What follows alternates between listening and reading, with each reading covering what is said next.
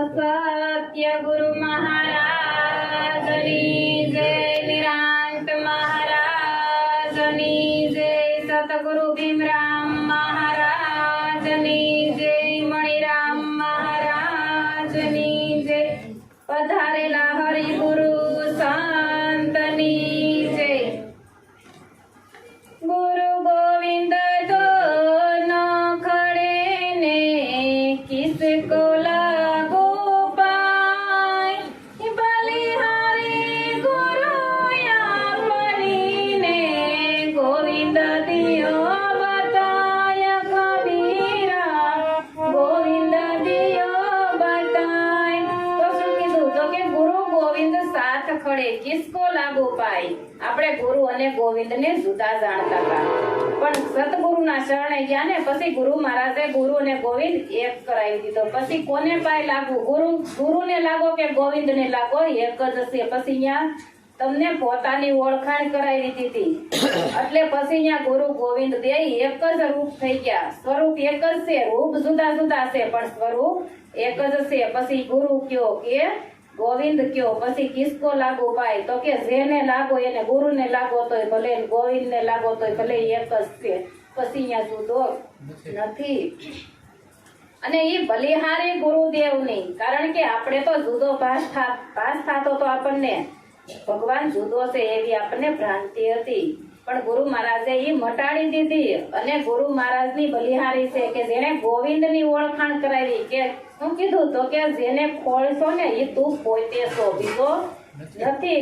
બલિહારી ગુરુ આપની જીસને ગોવિંદ દિયો બધાય, પરમાત્મા મય બનાવી દીધા। આપણે જુદા જુદા ભટકતા હતા, જુદા ભાસતા હતા, પણ આપણને પરમાત્માથી જુદો નથી રહેવા દીધો, પરમાત્મા મય બનાવી દીધો છે। પછી અહીંયા કાંઈ જુદું રહેતું નથી। બે કયો ને તો દ્વૈતપણું થયું, પણ પરમાત્મા તો અદ્વૈત છે, પછી બેપણું રહેતું નથી। ઈ ગુરુ મહારાજે આપણને ભ્રાંતિ મટાડી દીધી, કારણ કે આપણું બહારનું ભટકણ હતું અને ગુરુ મહારાજે ઈ ભટકણ મટાડી આપણી દ્રષ્ટિ બહારમુખ હતી, ઈ દ્રષ્ટિ બંધ કરી અને અંતર્મુખ દ્રષ્ટિ કરાવી દીધી। અને અંતર્મુખ દ્રષ્ટિ થાય ને ત્યારે જ પરમાત્માનું ઓળખાણ થાય। પરમાત્મા કહેતા તું પોતે, અને પોતાના ઓળખાણ થાય ને પછી શાંતિ થાય। કારણ કે આપણને પૈસા હોય ને તો સુખ મળે, પણ શાંતિ મળતી નથી। સુખ તો જેની પાસે ધન સંપત્તિ છે, સુખ તો ઘણું છે, પણ શાંતિ નથી। એટલે સતગુરુના શરણે જાય ને તો આપણને શાંતિ થાય છે। એટલે કીધું કે શાંતિ પમાડે એને સંત કહીએ, વીરા મારા શાંતિ પમાડે એને સંત કહીએ। એના દાસના દાસ થઈને રહીએ, બનવાનું નથી, હો મટવાનું કીધું। અને આપણે બનવી છીએ ને એટલે અહીંયા વાંધો પડે છે, મટી જવાનું છે, ઝીણું બનવાનું છે ને આપણે જાડું થતું જાય, હું પણ વધતું જાય છે। ગુરુ પદ આપણને મળ્યું ને તો એમ કે હું ગુરુ બન્યો, એટલે કરતા પણ આવ્યું ને હું પણ આવ્યું।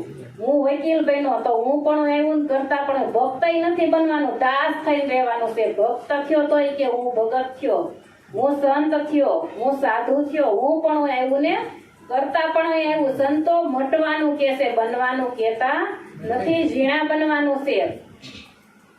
એટલે એક દ્રષ્ટાંત છે, એક વાણિયો હતો ને, એને ઘણી સંપત્તિ, ધન દોલત બધી વાતે સુખી, પણ શાંતિ હતી નહીં।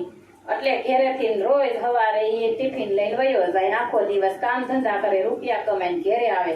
એવું અમુક સમય આવેલું, પછી એની ઘરવાળી મરી ગઈ, એટલે ભાઈની માથે બધું આવ્યું। પછી ઘરનું કામ ને બહારનો ધંધો વ્યવસાય બધું માથે આવ્યું, એટલે એ તો એ બધું કરવા લાગ્યો। થોડોક સમય થયા તો કંટાળ્યો, પાસે ધન ઘણું હતું, સુખ હતું, પણ શાંતિ નહોતી મળતી। એટલે એક સમય એને એવો વિચાર આવ્યો કે મારી પાસે પૈસા ઘણાય છે, માલ મિલકત ઘણું છે, પણ મને શાંતિ નથી। પછી બધું એક સંતે કોઈએ કીધું કે શાંતિ જોતી હોય ને તો કોઈ સંતના શરણે જા ને તો શાંતિ મળે। એટલે ભાઈ તો બધું વેસી હાટી પોટલું બાંધી નીકળો શાંતિ ગોતવા। આશ્રમે જાય તો એક આશ્રમે બી ગયો, તો ન્યાય ગયો તો ન્યાય થોડું મારું તારું જોયું, એટલે ન્યાય શાંતિ ન મળી। બીજે ગયો, ત્રીજે ગયો, એમ ઘણો ભટકો, થાકીને બેઠો તા એક સંત નીકળ્યા। એટલે સંતે કીધું કે ભાઈ તું કેમાય બેઠો છો? એટલે કે મારે શાંતિ જોઈ હતી। એટલે કીધું કે અહીંયા જા, તો ન્યાય ન મળી। પછી કોઈ એક પોટલું લઈને ભાગ્યા। એ સંતને એમ થયું કે આને શાંતિ જોઈશે એમ શાંતિ મળશે નહીં. સંત પોટલું લઈને ભાગ્યા એટલે વાહી એને એમ કે આ ચોર છે, લૂંટારા છે, એટલે ઈ પોતે દોડો, ઘણોય દોડો. પછી થાક્યો ને એટલે હાઈસ કરીને બેહી ગયો. એટલે સંત પાછા વળ્યા અને દીધું. ઈ કે હાલે હવે તને શાંતિ થઈ. પણ કોઈ સંતના શરણે જાવ ને તો તમને શાંતિ થાય. ભૌતિક સંપત્તિ તો ઘણી છે, પણ આપણે ઈ મારું કરીને બેઠા છીએ ને એમાં આપણને સુખ મળે પણ શાંતિ મળતી નથી.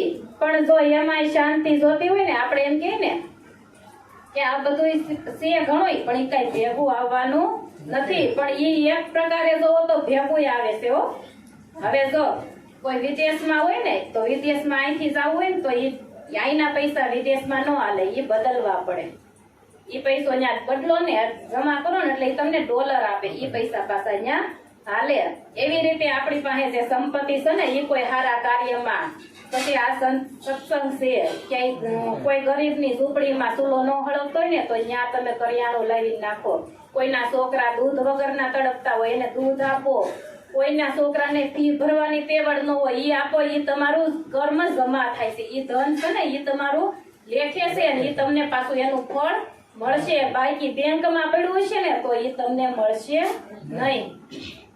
એટલે એક વાણીમાં કીધું કે રાત દિવસ ના રળીએ બેસીને જરા બોધ સાંભળીએ. રાત દિવસ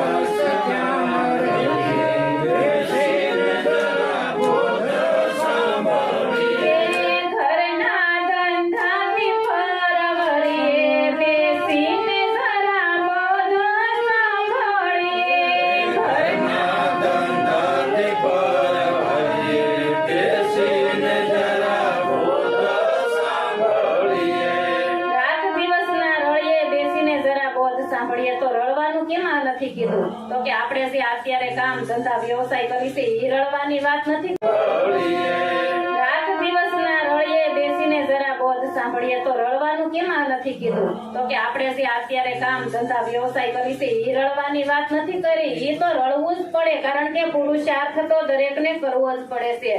અને આ જીવન જીવવા હાટુ પુરુષાર્થ તો બધાને કરવો જ પડે. પણ આપણે શેમાં રળીએ છીએ? એ તો રળવાનું છે પણ અવળા રળી રહ્યા છે. મારું તારું ઈર્ષા નિંદા કુતલી ઈ આપણે બીજાનું જોવામાં રહી ગયા છે. ઈ આપણે પોતાનું કોઈથી જોતા જ નથી. બીજાના અવગુણ ગાવ ને તો પેલા એકવાર સામું દર્પણ રાખવાનું તો આપણને ખબર પડે કે બીજાના જોવો તો તારામાં કેટલા દોષ છે. આપણામાં હોય તો જ બીજાના આપણને દેખાય ને. જેની દ્રષ્ટિમાં ભેદ હોય ને એને જ બીજામાં ભેદ દેખાય. હવે સંતની દ્રષ્ટિ નિર્મળ છે ને તો એને કોઈની દ્રષ્ટિમાં મારું તારું નિંદા કુટલી ઈર્ષા ઈ એને દેખાતું નથી. પણ જેને ભેદ છે ને દ્રષ્ટિ ભેદ છે ને એને જ બીજું અવળું હવળું દેખાય છે. એટલે ઈ ધંધામાંથી પરરવાનું છે અને આ જ્ઞાન ગંગામાં નાવાનું છે. પણ આપણે ઈ ધંધા છોડતા જ નથી. ઈ ધંધા છોડો ને તો આમાંથી બધાયમાંથી મુક્તિ મળી જાય. મુક્તિ આપણે મર્યા પછી આપણા છોકરા પ્રાચીએ પીપળે પાણી રેડવા જાય કે બાપાને બાને મુક્તિ મળે. પણ એ મુક્તિ તો સંતને શરણે જાવ ને એટલે જેમાં તમારું બંધન હતું, કારણ કે હતું તો નહીં પણ આપણે માન્યું હતું. એ બંધન સદગુરુ છોડાવી દે અને તું મુક્ત જ છો. તારે મુક્તિ બંધન હતું જ નહીં. બંધન હોય નહીં તો એને છોડાવવાનું ક્યાં છે? પણ ગુરુ મહારાજ તમને ખાલી દર્પણ બતાવી અને એમાંથી મુક્ત કરે છે કે તું બંધાયેલો નથી, તું મુક્ત જ છો. એ ભ્રાંતિ મટાડી દેશે અને એ ધંધા એ આપણે એમાંથી મુક્ત થઈ જઈએ છીએ. પછી અહીંયા શાંતિ થઈ જાય છે. અને એ ગુરુનો શબ્દ છે ને એ સાકર જેવો છે, અમૃત જેવો છે. એ પીવો ને તો અમીના ઓળકાર આવે. એટલે કીધું કે ગુરુજીનો શબ્દ એવો મુખમાં સાકર જેવો. ગુરુજીનો શબ્દ મુખમાં સાકર જેવો કેમ મીઠો લાગે એમ સદગુરુનો શબ્દ છે ને એ સાકર જેવો છે. એ સાંભળો ને એટલે કોઈ દી આપણને તૃપ્તિ થઈ જાય છે.